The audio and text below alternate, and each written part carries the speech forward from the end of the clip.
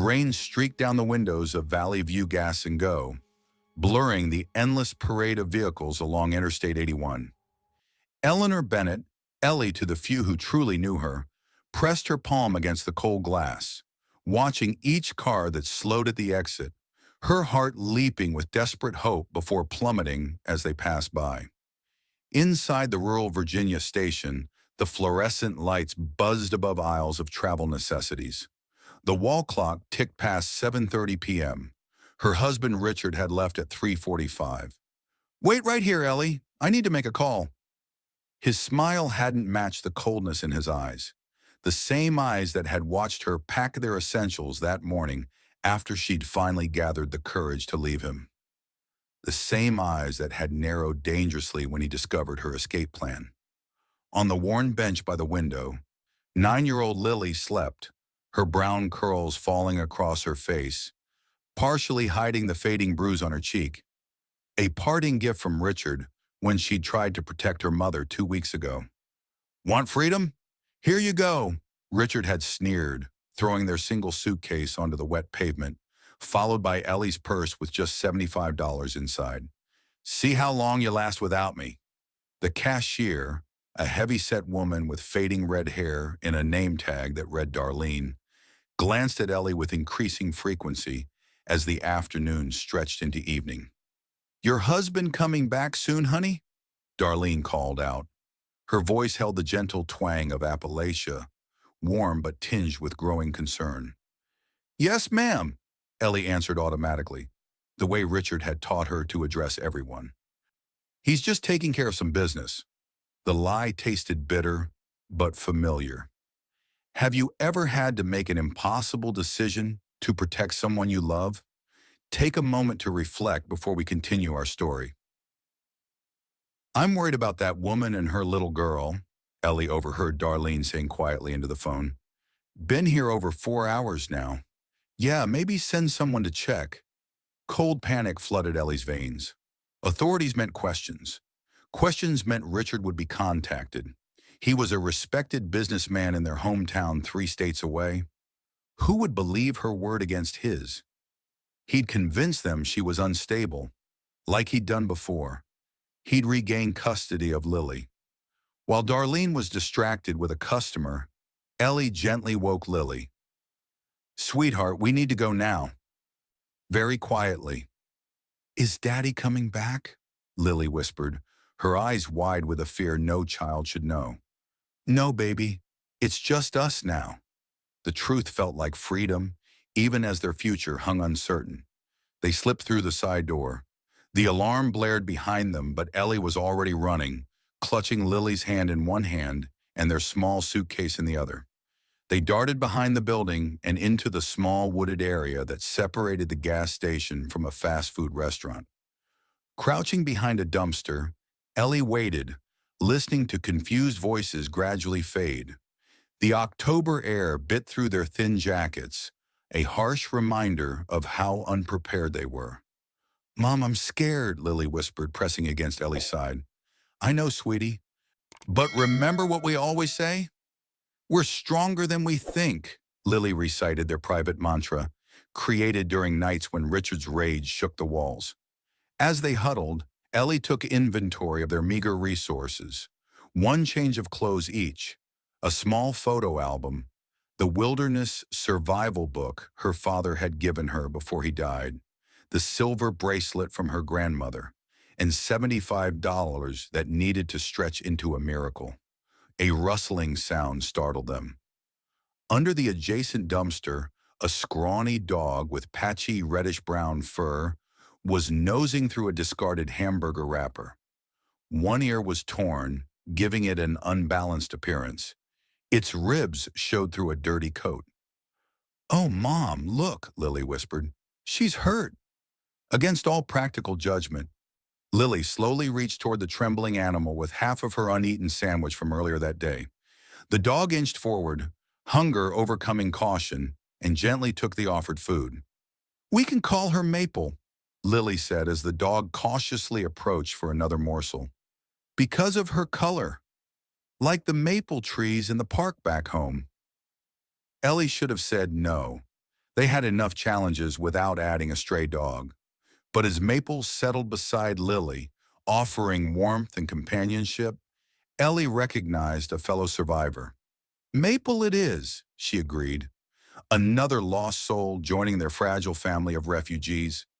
Two truck drivers sat at a nearby table, their voices carrying in the night air.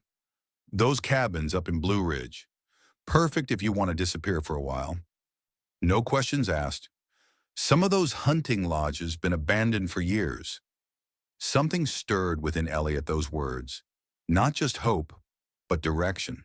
The mountains, far from highways, security cameras, and Richard's reaching grasp.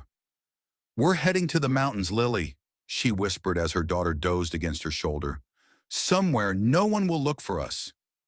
With the $75 clutched tightly in her pocket and Maple at their heels, Ellie began walking at dawn, following the interstate but keeping to the tree line. She had no map, no compass, just an instinctual pull toward the distant blue ridges visible on the horizon. Days blurred together. They walked until Lily's feet blistered, then rested in hidden spots. They became adept at dumpster diving behind restaurants. Maple proved invaluable, her nose leading them to discarded meals, her instincts warning of approaching strangers. Ellie carefully rationed their money, spending it only when absolutely necessary. To avoid suspicion, she developed stories for rare encounters.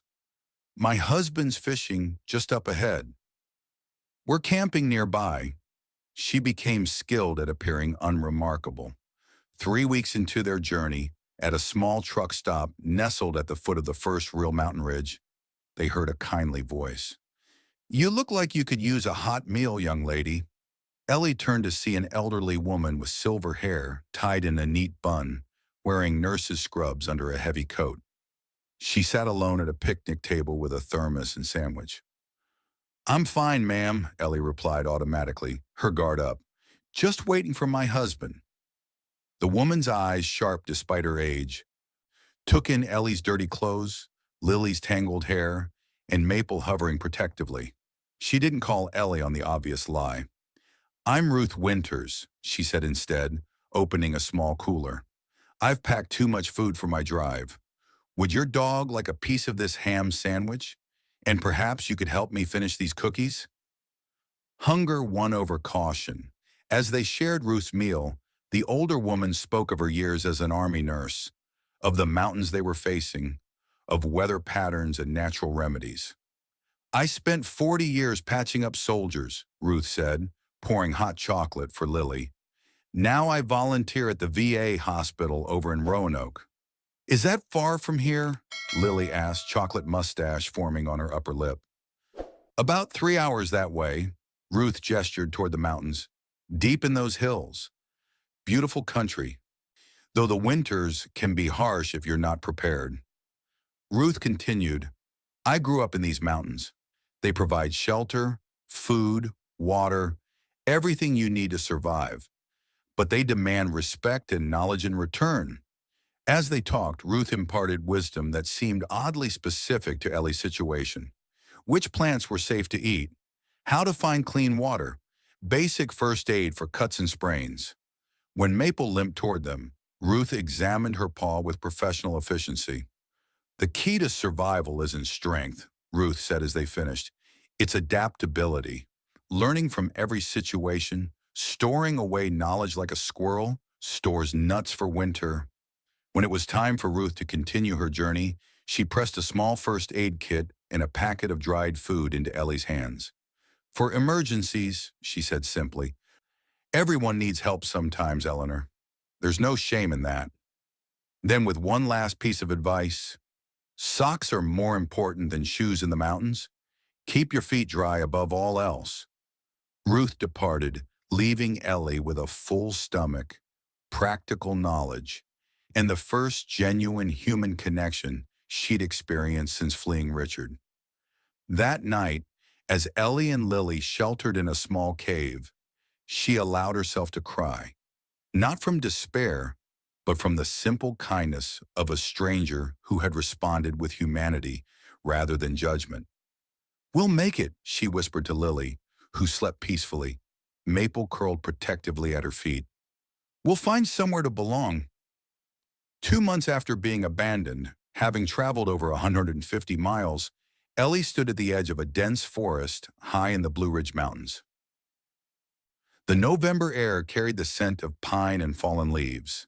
The distant sounds of civilization had faded, replaced by wind through trees. This feels right, Ellie told Lily, who was collecting colorful leaves while Maple investigated a fallen log.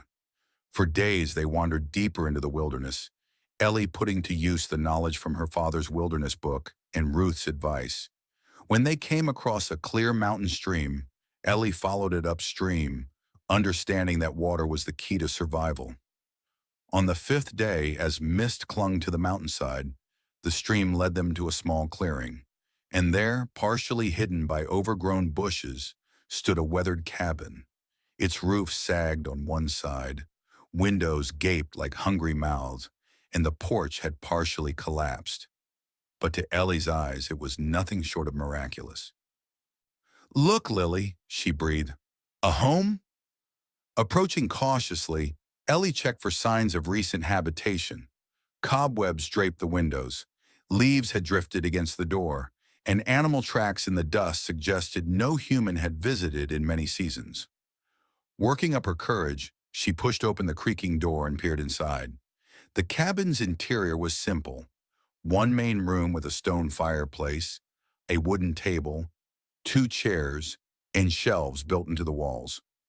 A ladder led to a small loft where a dusty mattress lay. Mouse droppings littered the floor, and squirrels had clearly nested in one corner. "It needs work," Ellie told Lily and Maple. "But it's ours now. Our sanctuary." Have you ever had to start completely over? Where did you find the strength? Take a moment to reflect before we continue our journey. That first night in the cabin was both triumphant and terrifying. As darkness fell, the forest came alive with unfamiliar sounds. The old cabin creaked and settled, its timbers adjusting to their new inhabitants. Ellie fashioned a makeshift bed, using fallen pine boughs for insulation against the cold floor. Lily slept soundly, exhausted from their journey, with Maple curled protectively at her side. Sleep came fitfully for Ellie, interrupted by every unusual sound and the constant worry of discovery.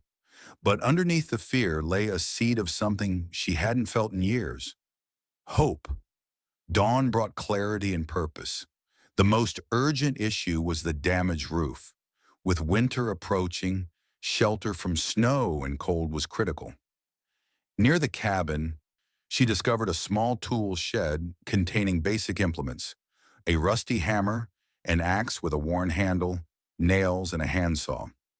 "Someone lived here once," Ellie told Lily as she examined an old tin box containing fishing hooks.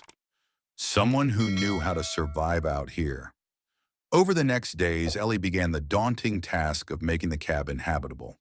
She cleared out debris, swept the floor with a crude broom fashioned from pine branches, and patched the worst holes in the walls. The roof presented the greatest challenge. She was too inexperienced to attempt a proper repair, but managed to cover the largest holes with fallen branches and salvaged metal sheets she found behind the shed. Each improvement filled her with quiet pride. Each challenge overcome was a victory. And Lily's resilience amazed her. The child who had been so timid in Richard's presence now explored the clearing with confidence.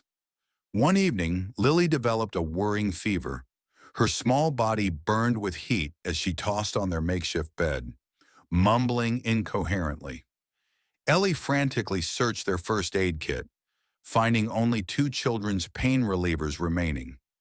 She crushed one into powder, mixing it with water, and coaxed it between Lily's parched lips. But she knew it wouldn't be enough. As she moved the table aside to make more room for Lily's bedding, Ellie noticed something she'd overlooked: a trap door in the floor, nearly hidden beneath the table. Heart pounding, she pulled at the iron ring embedded in the floor. The door resisted, but finally yielded with a protesting groan. Below, rough-hewn steps descended into darkness. Retrieving a makeshift torch from the fireplace, Ellie carefully went down into the unknown. The cellar was small but significant, a root cellar dug into the mountain itself. And there, on rough wooden shelves, stood a row of dusty canning jars, their contents preserved despite years of abandonment. Vegetables, fruits, even some meat, a treasure trove of sustenance. Beyond the food stores, Ellie discovered other treasures. A box of candles, rope, fishing gear, and most precious of all, a tightly sealed container of matches. Hundreds of them, dry and ready for use. But the true revelation came in a wooden chest tucked against the far wall. Inside lay journals filled with a neat, feminine handwriting. The name Catherine Morgan appeared on the flyleaf of the first volume, alongside a simple inscription, "My mountain redemption begins today." Scanning the pages by torchlight, Ellie realized she had found not just shelter, but heritage. Catherine, a former Army nurse like Ruth, had come to these mountains after serving in the Gulf War, seeking healing from PTSD. The journals documented her journey from broken soldier to self-sufficient mountain woman. Among the journals, Ellie found something else. Letters from women who had stayed at the cabin temporarily. Women fleeing abusive relationships. Catherine had been a way station keeper of sorts, providing sanctuary to those in need. "This is no coincidence," Ellie whispered, feeling a connection across time to this woman she'd never met. "You were holding this place for us, weren't you, Catherine?" Returning to Lily with herbal remedies detailed in Catherine's journals, willow bark tea for fever, a poultice of moss with antibiotic properties, Ellie felt a profound shift in her understanding. This cabin had been someone's deliberate refuge with a history of healing broken souls. The first real test of their survival skills arrived with a fierce December storm. The wind howled through the mountain passes, driving snow against the cabin walls. The temperature dropped sharply as night fell. "It's too cold, Mommy," Lily whispered, her breath visible in the frigid air. With trembling hands, Ellie gathered the driest sticks and pine needles, piling them in the stone fireplace. Using the matches from Catherine's supplies, she started a small fire, carefully feeding it until flames danced in the ancient hearth. "Tell me about Catherine again," Lily asked as they huddled close to the fire, wrapped in blankets found in the cellar. "She was a healer," Ellie said, stroking Lily's hair. "A nurse who served in a war far away. The fighting hurt her heart, so she came here to the mountain to find peace." "Like us?" "Like us," Ellie agreed. "She learned to live with the forest, not just in it, and she wrote everything down so others could learn too." As the fire burned through the night, Ellie read more of Catherine's journals. The pages revealed practical knowledge and a woman's journey from brokenness to strength. "The mountain doesn't care who you were before," Catherine had written. "It only cares who you become in response to its challenges." By morning, the storm had passed, leaving 6 inches of snow blanketing the forest floor. Standing in the doorway, surveying the white wilderness, Ellie felt something shift inside her. The fragile woman who had endured Richard's control was being forged into something stronger. "We survived our first test," she told Lily and Maple, "but there will be more. We need to be ready." Winter's grip tightened, making each day a battle for survival. Ellie learned to set snares for rabbits, discovered which trees provided the best firewood, and which plants offered edible roots. Lily thrived despite the challenges, her natural curiosity making her an eager student of mountain life. One crisp January morning, while gathering firewood near a frozen stream, Ellie felt the distinct sensation of being watched. She froze, scanning the tree line for movement. "I know you're there," she called out, clutching her axe tighter. "Show yourself." A figure emerged from the trees, an elderly man with a full white beard. He carried a rifle casually in the crook of his arm, not pointed at her, but ready. "You're living in Catherine's cabin," he said. Not a question, but a statement of fact. His voice was rough with disuse. "I, we found it abandoned," Ellie replied, calculating whether she could reach Lily at the cabin if necessary. Maple had stayed with her daughter today, a decision she now questioned. "Catherine's been gone 5 years now. Cancer. I've kept an eye on the place, but it sat empty." Ellie maintained her distance, axe still gripped tightly. "It's ours now, mine and my daughter's." Something shifted in the man's expression, a softening. "How old's your girl?" "9. He nodded slowly. "That's a tough age to be learning mountain life. Winter's been kind so far this year. February will be worse." Despite her wariness, Ellie found herself asking, "You knew Catherine?" "Thomas Walker," he replied with a slight nod. "Catherine Morgan and I were neighbors for 20 years. Only 2 permanent residents in this section of the mountain." He studied Ellie with undisguised curiosity. "But you're not related to her."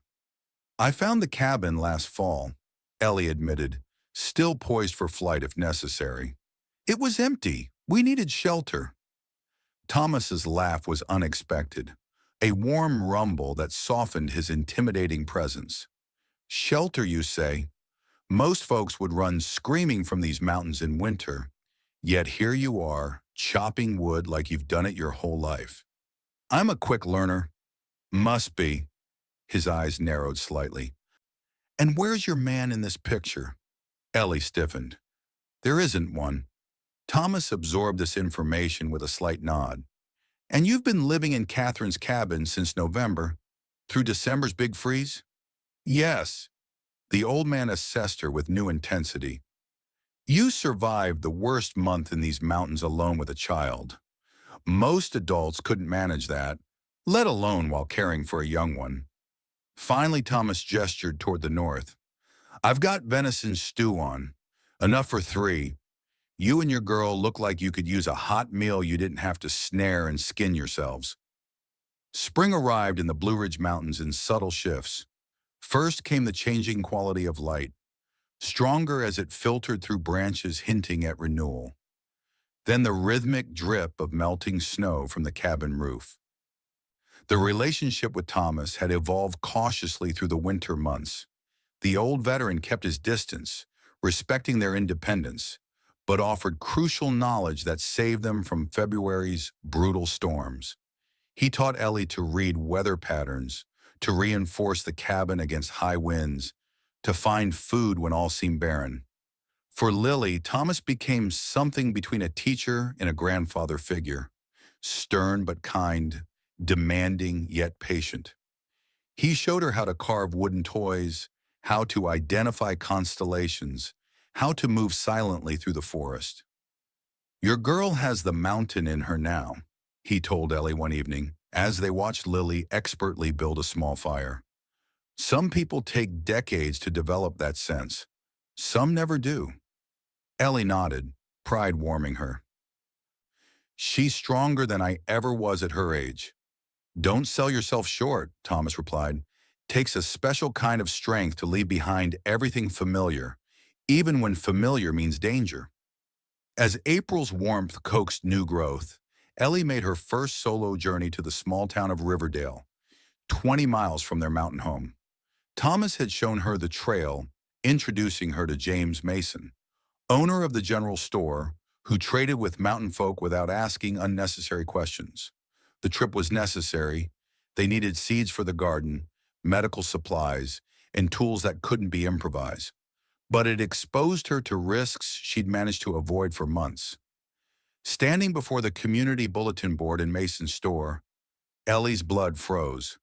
There, among notices for barn raisings and church socials, hung a familiar face, her own, alongside Lily's.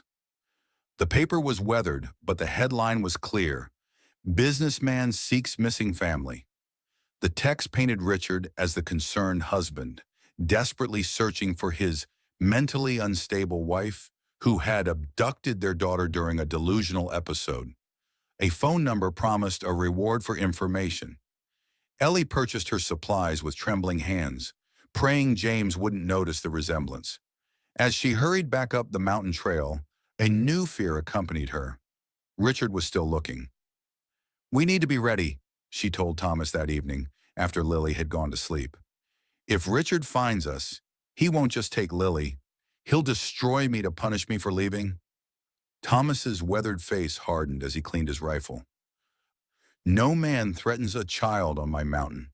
The simple declaration carried more comfort than any elaborate promise could have. Have you ever had to stand up to protect something precious to you? How did it feel? Please share in the comments. Summer painted the mountains in vibrant greens and wildflowers. Ellie's garden flourished, yielding vegetables that supplemented their foraged meals. The cabin now boasted proper repairs, tidy organization, and small comforts. Curtains made from fabric Thomas had traded for, shelves holding treasured findings. Lily had grown an inch taller and immeasurably more confident. She spent her days exploring with Maple, learning the language of the forest. At night, Ellie taught her from Catherine's books, maintaining her education in a different but perhaps more valuable way than any traditional school could offer. But August brought drought, turning the lush forest dangerously dry. Thomas visited more frequently, his concern evident beneath his usual stoic demeanor. "Fire season's coming early this year," he warned. "Too much heat, too little rain. We need to prepare."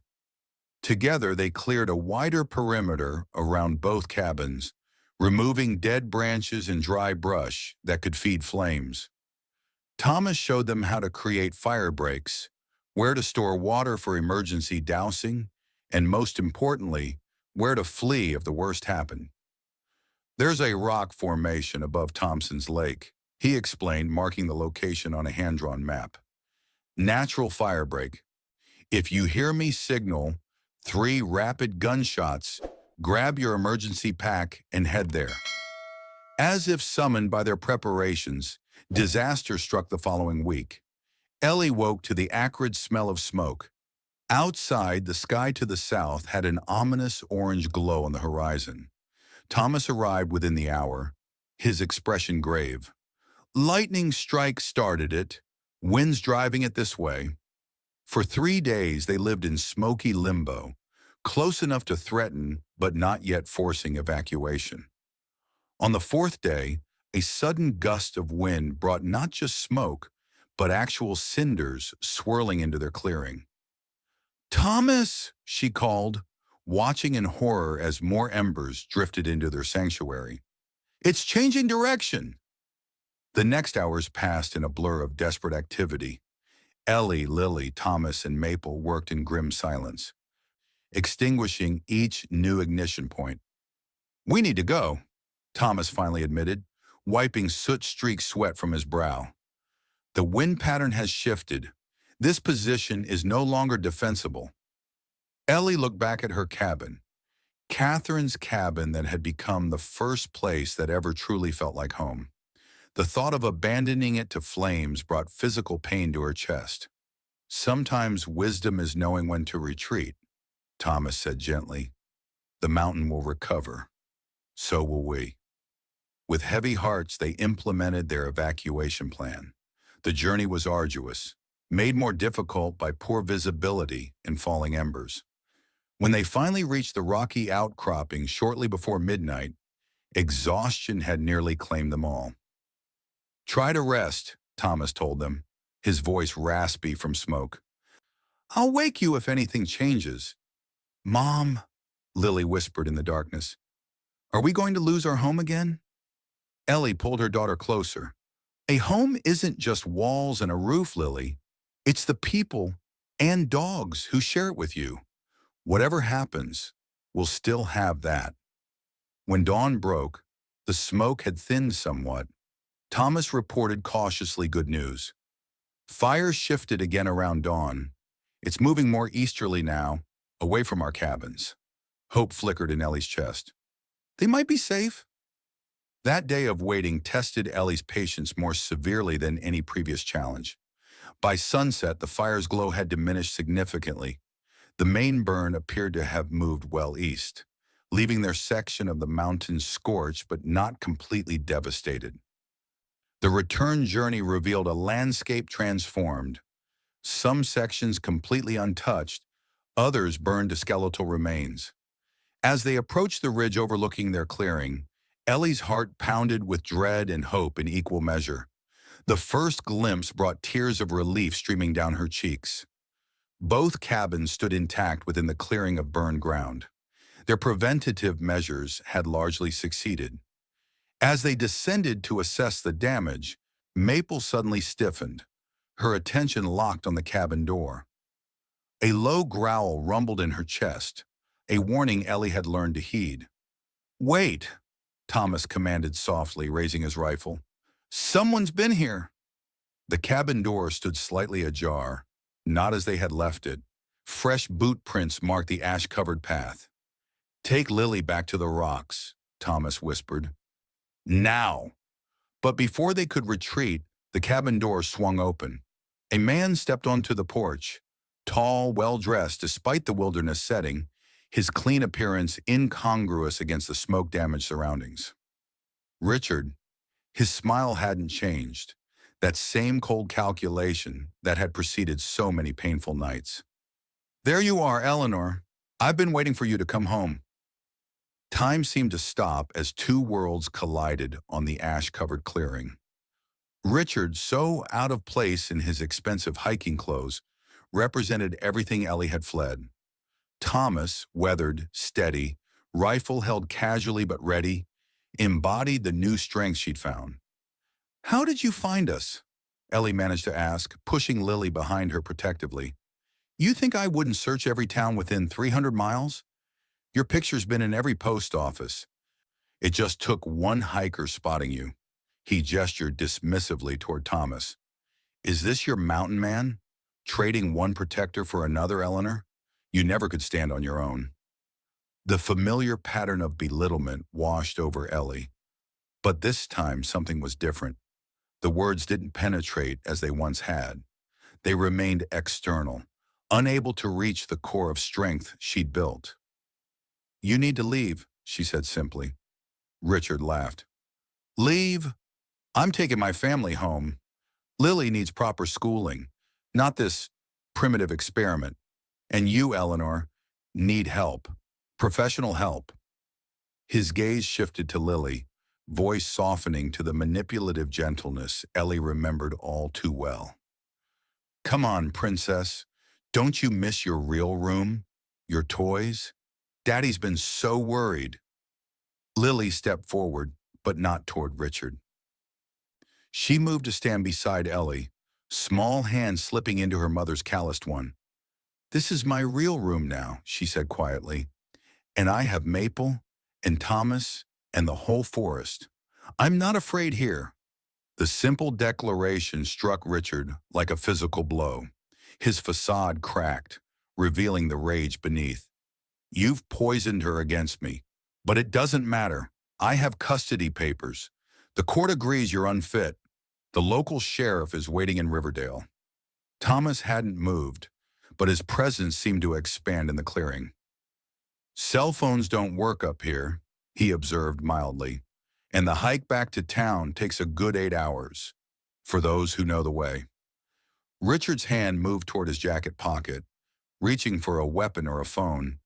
Ellie would never know, because at that moment, Maple lunged forward with a growl that seemed to shake the air, stopping inches from Richard's legs, teeth bared. "Call off your mutt," Richard demanded, fear breaking through his controlled exterior. "She's not mine to command," Ellie replied truthfully. "She makes her own choices, like who belongs here and who doesn't." For the first time, Richard seemed to truly see the woman before him. Not the controllable wife he'd left behind, but someone transformed. Someone who had survived challenges he couldn't begin to comprehend. "You've changed," he said, genuine surprise crossing his features. "Yes," Ellie agreed, And this is our home now, Richard. We've earned it through every storm, every hungry day. You can take your papers back to town. We're not leaving. Thomas finally spoke, his voice carrying the weight of decades on the mountain. Son, I've buried better men than you for less cause than threatening a child's peace. I suggest you start walking back toward town while daylight holds.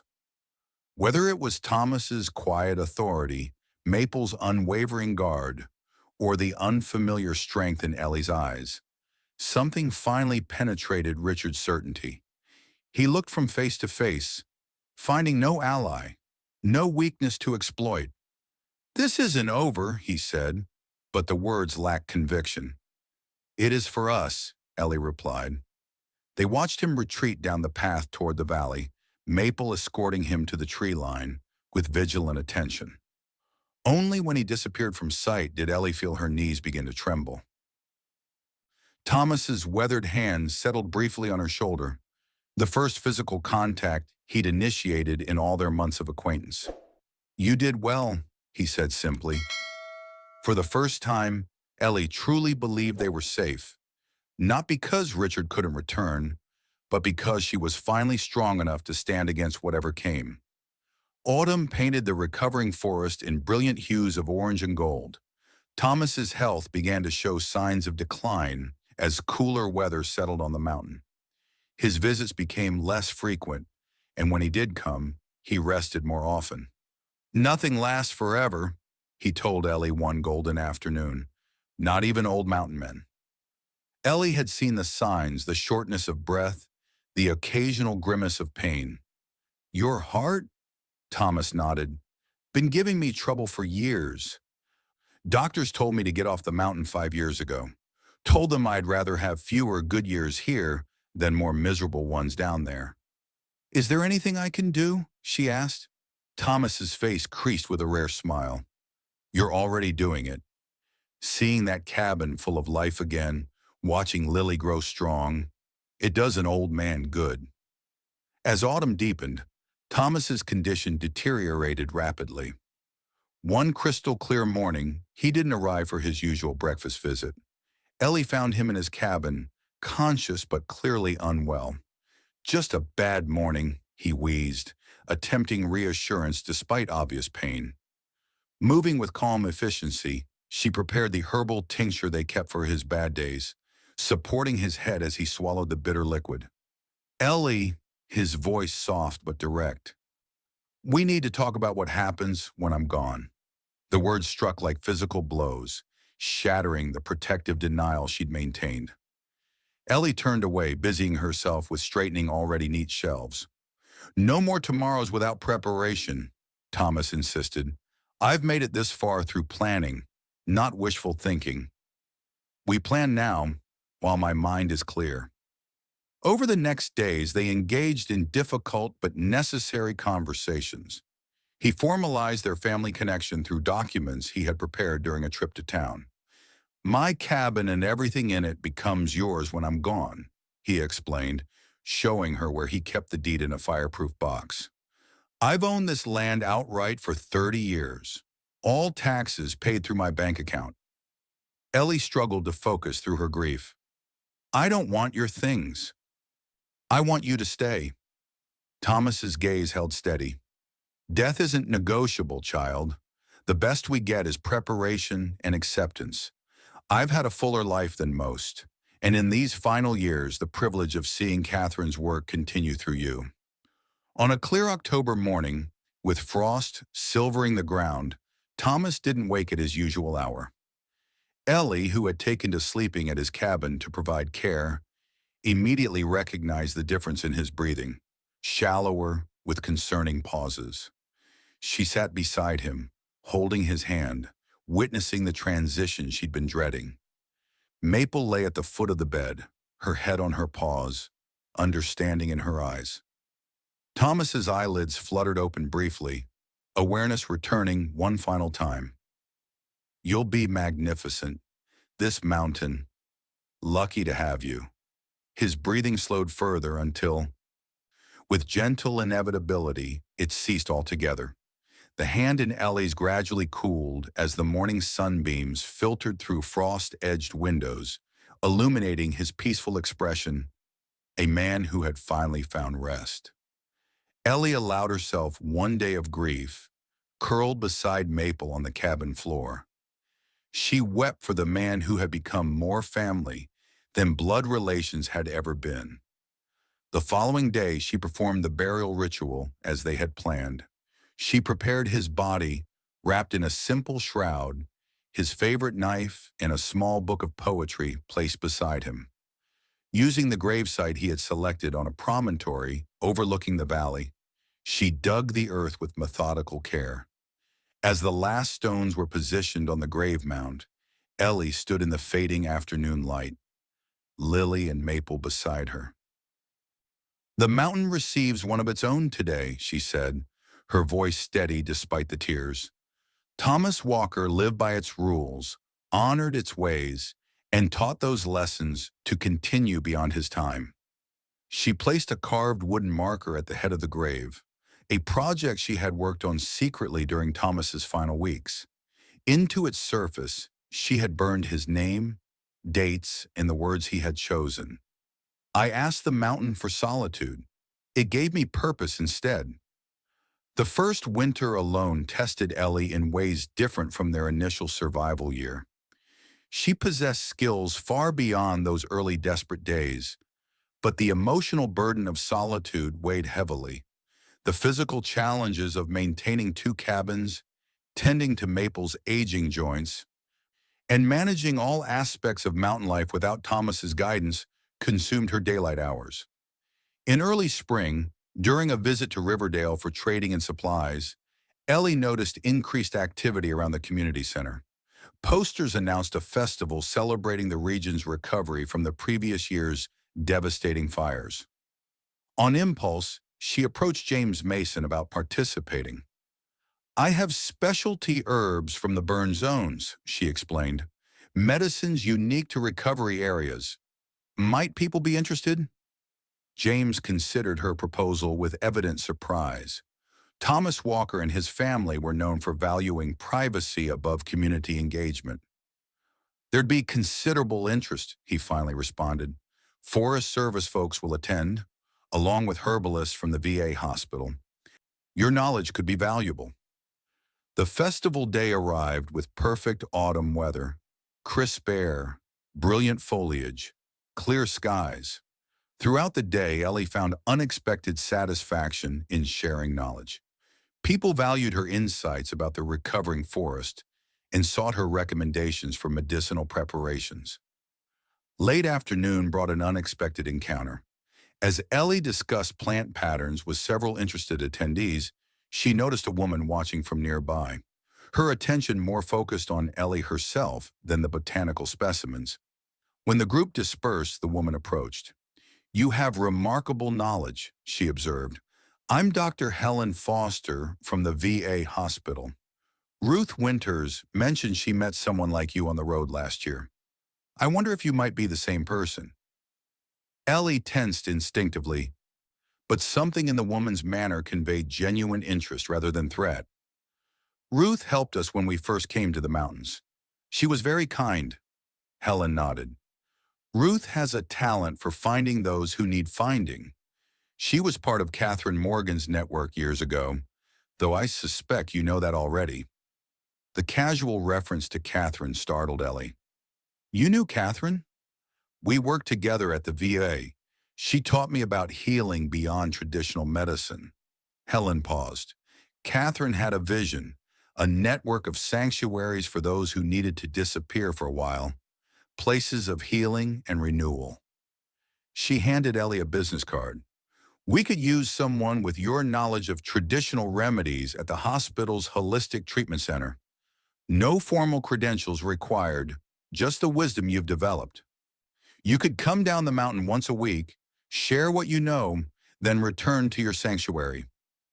As Ellie considered this unexpected bridge between her mountain existence and the wider world, a woman approached her booth. She looked tired, eyes darting nervously, a small girl clutching her hand tightly, familiar in ways that made Ellie's heart ache with recognition. "Excuse me," the woman said quietly. "Someone told me you might know about safe places for a fresh start."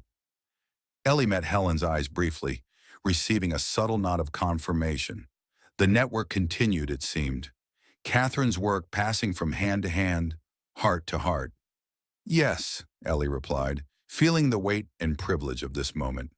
"I know about safe places. Would you like some tea while we talk?" That evening, as Ellie, Lily, and Maple walked the familiar trail home, accompanied by Jessica and her daughter Emma, the first of what would become many temporary residents of Thomas's cabin, she felt the mountain itself embracing their expanded family. 3 years after being abandoned at a gas station with nothing but fear and $75, Ellie had become not just a survivor, but a way station keeper, a healer, a guide for those who, like her, needed to disappear for a while to find themselves. As autumn's first frost silvered the clearing, Ellie lit lamps in both cabins, their warm light spilling onto the forest path that connected past to future. She moved between these spaces with confident purpose, no longer a victim fleeing abuse, but a woman who had transformed abandonment into extraordinary self-reliance. The mountain had indeed tested her, as it had tested Catherine and Thomas before her.